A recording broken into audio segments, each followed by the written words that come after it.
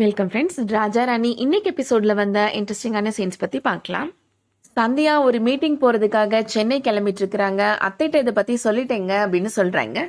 சரவணன் கேட்கிறாரு, இதை கேட்ட உடனே அம்மா ரொம்ப கோவப்பட்டிருப்பாங்களே, நான் வர வரைக்கும் நீங்க வெயிட் பண்ண மாட்டீங்களா, நான் வந்து சொல்றேன்னு சொன்னேன்ல அப்படின்னு சொல்றாரு. அத்தைட்ட போய் நான் மீட்டிங் போறேன் அப்படின்னு சொன்ன உடனே எப்ப திரும்பி வருவேன்னு தான் கேட்டாங்க. நான் நாளைக்கு வந்துடுவேன்னு சொன்னதும் உடனே சரின்னு சொல்லிட்டாங்க அப்படின்னு சந்தியா சொல்றாங்க.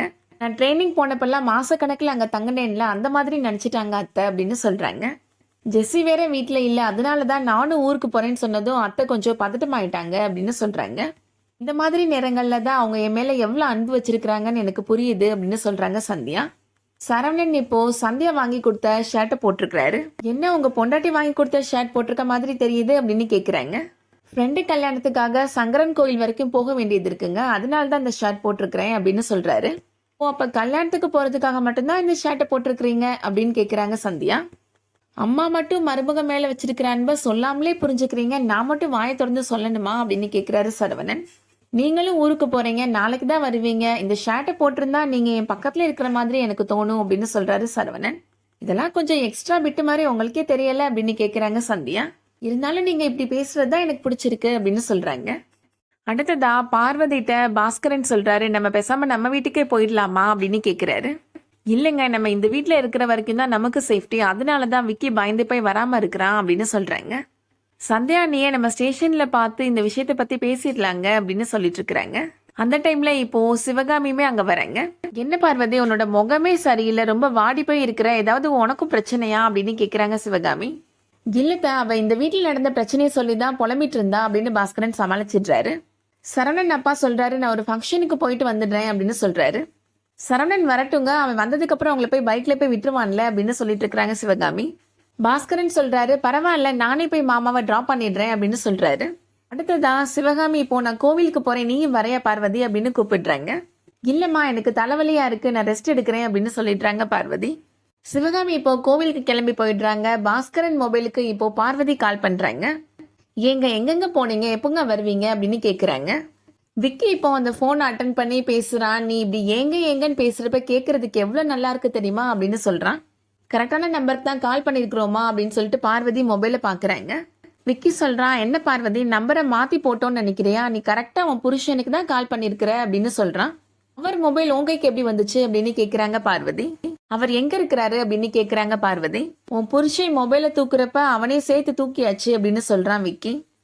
இப்ப நான் உனக்கு ஒரு மெசேஜ் பண்ணுவேன், அந்த இடத்துக்கு 1/2 மணி நேரத்துல நீ வரணும் அப்படின்னு சொல்றான் விக்கி. என்னடா மிரட்டுறியா, நான் சந்தியா அண்ணிட்ட போய் சொல்ல போறேன், சொன்னா என்ன ஆகும் தெரியுமா அப்படின்னு கேக்குறாங்க பார்வதி. உங்க சந்தியா அண்ணி ஊர்ல இல்ல, சென்னை கிளம்பி போயிட்டாங்கன்னு எனக்கு தெரியும் அப்படின்னு சொல்றான் விக்கி. உன் புருஷனை நான் இங்க கட்டி போட்டுதான் வச்சிருக்கிறேன் அப்படின்னு விக்கி சொல்றான். போலீஸ்ல போய் ஹெல்ப் கேட்கலான்னு நினைச்சேன்னா உன்னோட புருஷன் இங்க உயிரோடவே இருக்க மாட்டான் அப்படின்னு மிரட்டுறான் விக்கி. பாஸ்கரன் இப்போ அவர் உட்காந்த இடத்துல இருந்தே சத்தமா பேசுறாரு. நீங்க வந்துடாத பார்வதி, விஷயத்த போய் சரணன் மச்சான்ட்ட போய் சொல்லு அப்படின்னு சொல்றாரு. அவர் சொன்ன மாதிரி நம்ம போய் இதை அண்ணன்ட்ட போய் சொல்லலாம் அப்படின்னு பார்வதியுமே இப்போ அவரோட கடைக்கு போறாங்க. மறுபடியும் இப்போ விக்கிட்ட இருந்து ஒரு ஃபோன் கால் வருது. என்ன, உன் புருஷன் சொன்னதை அப்படியே நீ கேட்ப போலயே, உங்க அண்ணன்ட்ட போய் சொல்ல போறியா அப்படின்னு கேக்குறான். நான் இப்போ உன்னை லைவ்ல பாத்துட்டு இருக்கிறேன் அப்படின்னு சொல்றான் விக்கி. அன்னை கடைக்கு பக்கத்துலயே என்னோட ஆள் ஒருத்தன் நின்றுட்டு இருக்கிறான் அப்படின்னு சொல்றான் விக்கி. இப்ப நீ ஒரு அடி எடுத்து வச்சேன்னா உன் புருஷன் இங்க உயிரோட இருக்க மாட்டான் அப்படின்னு மிரட்டுறான். வேற வழி இல்லாம இப்போ மறுபடியுமே பார்வதி வீட்டுக்கே வந்துடுறாங்க. இவங்க வரதுக்கு முன்னாடியே சிவகாமி எங்க போனா பார்வதி அப்படின்னு வீடு ஃபுல்லா தேடிட்டு இருக்கிறாங்க.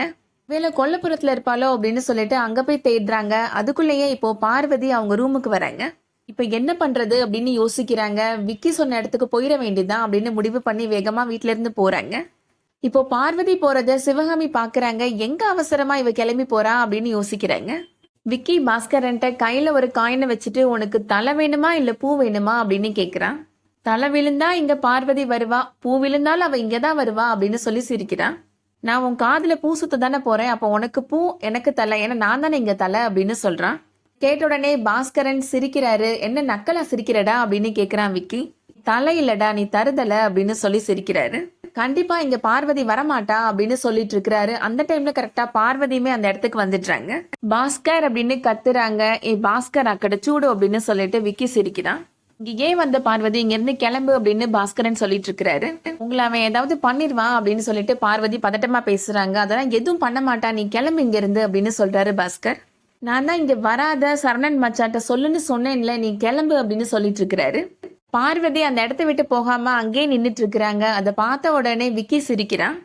நம்ம ஊர்ல எப்போதுமே தாலி சென்டிமெண்ட் ஒர்க் அவுட் ஆகும் போலயே அப்படின்னு சொல்றான். விக்கி பார்வதிட்ட சொல்றான், நீ இப்படி ஒரு குடும்ப குத்துவிளக்கா இருப்பேன்னு தெரிஞ்சா நானே உன்னை கல்யாணம் பண்ணி செட்டில் ஆயிக்கலான்னு ஆசையா இருக்குது அப்படின்னு சொல்றான். அதை இப்ப பேசி என்ன பண்றது அப்படின்னு சொல்றான். ஒழுங்கா அடம் பண்ணாம வா, இல்லாட்டினா உன் புருஷன் உயிரோட இருக்க மாட்டான் அப்படின்னு மிரட்டுறான். அதோட இன்னைக்கான எபிசோட் முடியுது. இந்த வீடியோ உங்களுக்கு பிடிச்சிருந்துச்சுன்னா லைக் பண்ணிக்கோங்க. ரெகுலர் சீரியல் அப்டேட்ஸ்க்கு நம்ம சேனலை சப்ஸ்கிரைப் பண்ணிக்கோங்க. தேங்க்ஸ் ஃபார் வாட்சிங்.